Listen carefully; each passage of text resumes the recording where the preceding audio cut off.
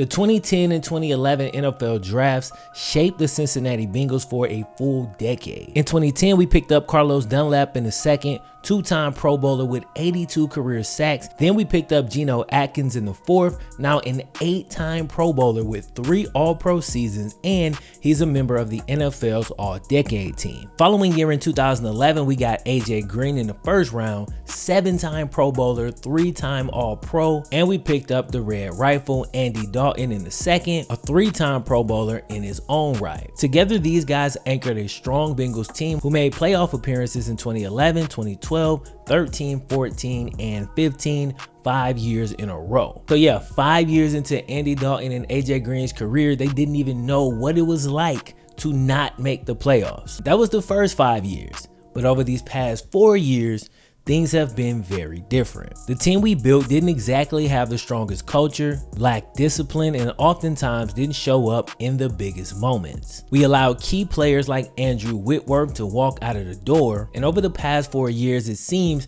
that we've just been wandering around with no direction. Last year, when Zach Taylor came into the fold, he got there late after going to the Super Bowl as a Rams assistant coach. He ended up putting his staff together at the last minute, our scouting was behind, and we basically just spent an entire season evaluating the players we had, making a plan, and then now we're finally starting to execute on that plan. But we only in step 1, okay? It's early. With that said, here's the hope in the 2020 draft can start this decade off in a similar fashion to the way the last one started. Only this time, once we actually do get back into those playoffs, hopefully we can finally capture that elusive playoff victory. This is my 2020 Cincinnati Bengals draft recap. Kick back, enjoy, like the video if you like it. Other than that, you already know what time it is, man. Cue the Wayne. Yeah, you'll never know quitter, 'cause I'ma go get her. One player can change a franchise, assuming it's the right player. Saints fans were wearing bags over their heads before Drew Brees. The Rams hadn't had a winning season in 10 years before a 28-year-old Kurt Warner walked in. Enter Joe Burrow, the Cincinnati Bengals' first overall pick, the new face of the franchise, and honestly, the hope of every single Bengals fan. Before Joe Burrow ever got his name called by a basement-bound Roger Goodell, he was already changing the franchise. When you get a player like this, the pressure it puts on an organization is immense. It almost forces the organization to exhaust all of its resources and do its very best when it comes to pushing toward actually winning championships. And while the mainstream media has continued to scream to the mountaintops to anybody that'll listen about how cheap the Cincinnati Bengals owner is, every single one of them till this day has failed to mention one little fact. In this year's free agency, the Cincinnati Bengals spent the 3rd most in the entire NFL. Again, the Cincinnati Bengals spent the 3rd most in the entire league in free agency, all on outside players, and not former stars who are out of their prime either. Every guy either in his prime already or having not reached his prime as of yet. Now with that said, I understand talking crap about us maybe being cheap or at least not bringing in outside free agents, because again, we do have a history of that. But all I'm saying is, if you're on TV screaming about this every day, at least mention that, hey, right now though, today, this is the last thing that we've done. So you can talk about our past all you want, but at least mention the fact that currently right now, we're just coming off a free agency period where we spent a lot of bread. Joe Burrow seems to have made quite an impression on the Bengals owner Mike Brown when they met at the Combine. Mike has uncharacteristically gone out of his way to write letters to Joe Burrow himself and each of Joe's parents, not only welcoming him to the team well before the draft, but stating that he looks forward to, quote, building championship football teams with you for many years to come. Even Mike Brown's a believer, and that is a huge deal since he's the cat signing the checks. It's not the Mike Brown that I've gotten accustomed to over the years. It's not the Mike Brown that Carson Palmer drugged through the mud, but I can get used to this Mike. Joe Burrow is a home run pick for the Bengals. His accuracy and pocket awareness are absolutely elite. His footwork is phenomenal. His ability to make off-platform throws and escape the pass rush is amazing. And my favorite Joe Burrow's stat is the fact that he's the only college quarterback from this past season whose completion percentage actually went up when he was under pressure. That is such a gem of a stat, and people love to talk about how Joe Burrow had all this talent. He has everything, and he had a lot of talent, don't get it twisted, but when he was under pressure, he was able to make things happen at a much higher clip than all of these other guys. And despite the fact that I would categorize him as a pocket quarterback, he was better when he was on the move. That's pretty damn impressive. But beyond all of that, here's my actual favorite thing about Joe Burrow to the Bengals, right? The Bengals are known for not showing up in the big games. We're known for not showing up in prime time and not showing up in the playoffs. Even years where our team is really, really good, when the bright lights come on, we usually don't show up. I just watched Joe Burrow play the biggest game of his life like 3 weeks in a row.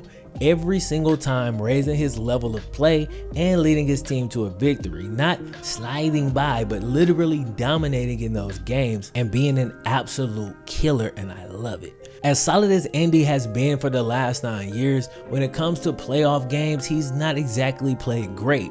1 touchdown and 6 interceptions in 4 playoff games. Like, that is not going to get you a victory no matter what else goes wrong. And this all happened with the prime AJ Green, a prime Tyler Eifert, Marvin Jones, Mohamed Sanu. Also, this is back when the Bengals had a top 10, yes, a top 10 offensive line in the NFL. He had that. We also had a really good defense at that time. If we can get a team like that around Joe Burrow, and I think over these next couple of years we will have built it again, I can pretty much guarantee you that at the very least we'll get out of the first round of the playoffs. Joe's got an obvious edge to him, and he's won on the biggest stage in college. Guarantees obviously do not exist, but this is the guy we wanted. This is the guy we got, and we're all in at this point, okay? Every first round pick doesn't work out, but I'm sold on this cat's traits and his chances to make it and be a really good player in the NFL is up here.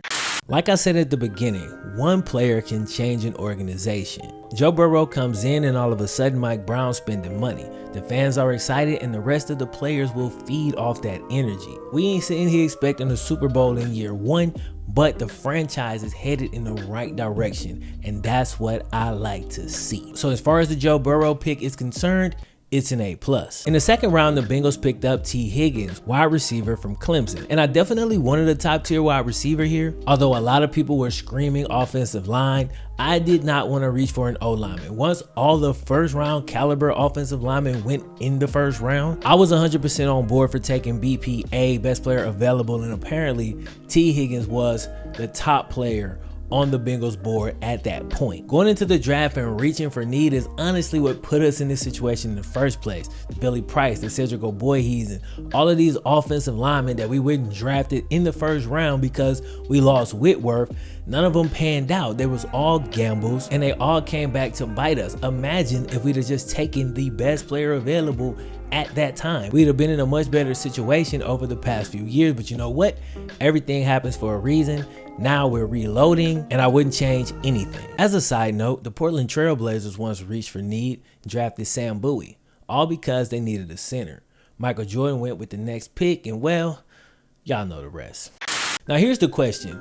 Was T Higgins actually BPA at pick number 33? And I'll be honest, I liked Michael Pittman Jr. and Denzel Mims' tape a little bit better, but I had all of those guys in the same tier with T Higgins. And I ain't gonna lie, I ain't really know how to feel when Michael Pittman Jr. went with literally the very next pick, and then Denzel Mims went later in the same round. But as I kind of dug into T Higgins, because you know he a Bengal now, so I'm gonna support him 100%. I started to find out some things that really sold me on the pick pretty quickly. One, dude is actually a Bengals fan. Do you understand how rare it is for a top player to want to play for the Bengals? It doesn't really happen. They might be cool with playing for the Bengals, but to be like, yo, that's my favorite team, that's different, bro. So you know what I'm saying? If that is the case, yeah, I want that dude. Come on. He became a Bengals fan because he modeled his game after AJ Green, and that's basically his football idol. Now he's gonna get to play with his favorite player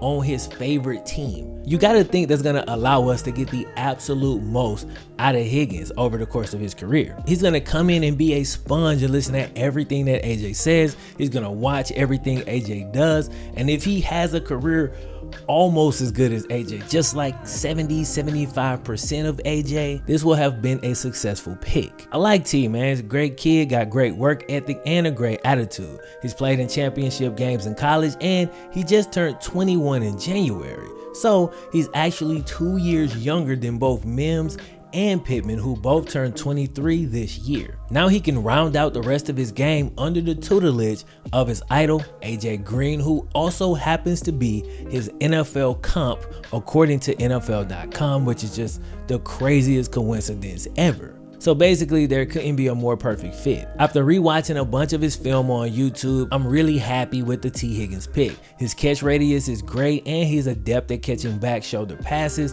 which happens to be one of Joe's best and favorite throws. So he fits perfectly from that standpoint. The thing I didn't love initially is the fact that he doesn't separate a ton with route running, but that's not unusual for a big receiver. With that said, he uses his body well and reaches out with those long arms to keep defenders at bay. So with all of that said, it's a slam dunk pick to me because T is a first rounder. In any other draft, we pick him up in a second, he's going to contribute right away, as I'm going to go ahead and assume that we're going to be running a lot of empty sets because that's what Joe ran at LSU. So now AJ Green, Tyler Boyd, John Ross, Auden Tate, and T Higgins can all get some spin, rotate in and out. We don't have to wear anybody out. I mean, it's going to be great. He also serves as insurance for AJ Green and John Ross, who have both had a lot of injury problems over the past couple of seasons. So while the football gods seem to owe us a season of health, please, in the event that something happened, we don't want to be like we was last year when we lost AJ and John Ross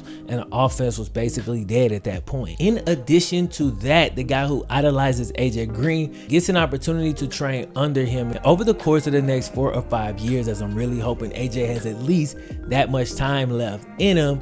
We should slowly see T keep training, and surpass AJ, becoming the #1 receiver on the team, and it just continue to carry that baton into the future. So I'd be happy with that. And the final reason this is a slam dunk pick is because the last time we did it, where we drafted a wide receiver and a quarterback in the same draft, like I mentioned at the beginning of the video, those guys ended up being foundational pieces for our team for the next decade. Of course, that was Andy Dalton and AJ Green. Now it's Joe Burrow and T Higgins. And what's even cooler is Joe Burrow's wearing number 9, which he wore in college, and T Higgins gonna wear 85. But those numbers are also the exact same as another Bengals quarterback wide receiver duo. So a lot of nostalgia there. That's pretty dope. Our 3rd, 4th, and 7th round picks were all linebackers. Versatile, athletic guys who were all captains on their college teams. Individually here, my grades kind of fluctuate. And the reason is because looking back at that 3rd round, it's hard not to be like, bro, we should have taken Josh Jones,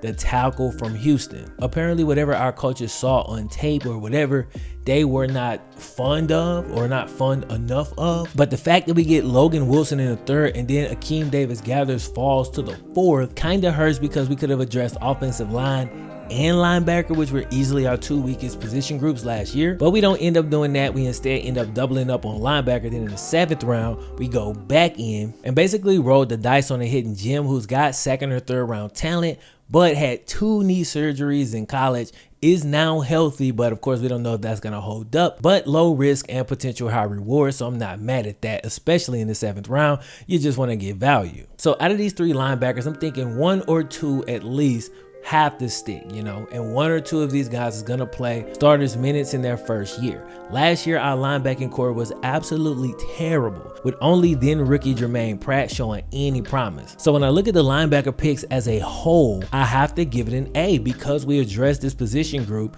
and it's gonna easily be the most improved position group on the entire team. The Bengals won 2 games last year, so obviously we had a lot of holes to fill. We knew we was not gonna be able to fill them all in one draft. So to completely solve the linebacker issue, which I think we now have, gonna take some time for those guys to grow and, get right. But I'm saying, I think the pieces are in place. That's actually what's up, because we no longer have to worry about that position group. We can just focus on offensive line, which we will get to in just a second. Once you couple our new linebackers with the late season growth we saw in Jermaine Pratt last year and the veteran Josh Bynes that we brought in to kind of help bring these guys along, it makes for a pretty good group. Then you look at the fact that we brought in free agent defensive tackle DJ Reader to pair with Geno Atkins. We brought in corner Trey Waynes and slot corner McKenzie, and we brought in safety Von Bell from the Saints. With all these cats coming into the fold, our defense should be much improved. As far as the 5th and 6th round picks, the DN seems like just a depth guy to me. Maybe he'll get into the rotation, that's fine. And the guard is likely to be the same. He will compete for playing time, but I would have liked for us to have addressed offensive line a little bit earlier if possible. But I did not want an offensive lineman that was coming in as a project or a maybe. No, if we took a lineman, I wanted a guy that was going to come in and start immediately. We've been taking projects for the last several years. We've been developing guys for the last several years. I don't want another one of those guys. Either bring in a home run or leave it alone. Here's the Bengals' overall offensive line grades from the last 5 games of the 2019 season. Not amazing, but much improved from the start of the season. We kind of played musical chairs with a lot of these guys' positions. We had several rookies to develop over time, changed up the blocking scheme, and finally started to see improvement. The fact that we're going to get last year's first round pick Jonah Williams back, who missed his entire rookie season thanks to a torn labrum, is pretty much like an extra first round pick starting at left tackle. So with just that alone, our offensive line should improve a little bit more than what you see right here. Am I completely sold on the offensive line? Absolutely not. Hell no. I would have liked to have seen us do something. I wanted to get Trent Williams. I wanted to draft a starter in the 3rd round. Actually, even before that, I was hoping one of the top linemen fell to us at pick 33. But once that didn't happen, I was cool with taking a receiver. I wanted to do more, but it didn't end up falling our way, and this is what we're looking at right now. The coaching staff believes our guys have developed and that the line will be much improved, and I wish I shared their optimism, but we'll have to wait and see. One thing that does bode well for the offensive line is that Joe does a much better job of feeling pressure than Andy ever did, and likely will make the offensive line look a lot better, as he's not going to drift right into trouble with poor pocket awareness. With all of that said, we're bringing in the face of the franchise, so yes, we're nervous. We don't want the man to get injured behind a bad line, so I can't sit here and lie and say I'm not a little bit nervous about it, because I am. All in all, I thought we had a very good draft. We brought in a new face of the franchise, got him a new wide receiver, drafted basically an entire linebacking core, solving several major issues with young players that can continue to grow. I also love the fact that 6 out of 7 of the players that we drafted were team captains in college. That shows me that there's a commitment to building a good culture with the Cincinnati Bengals. That's obviously not the only way you can build a culture, but I like that they chose a formula, they stuck with it, and now I can see the plan. I can see that we're actually moving in a specific direction versus just doing random stuff. So overall, I'm gonna give the draft an A-. Okay, would have been an A or an A+ if we would have figured out a way to get Josh Jones and get 2 good linebackers. Then that would have just been perfect. What can you do? You can't really predict the draft. All in all, I thought it was very good, A-.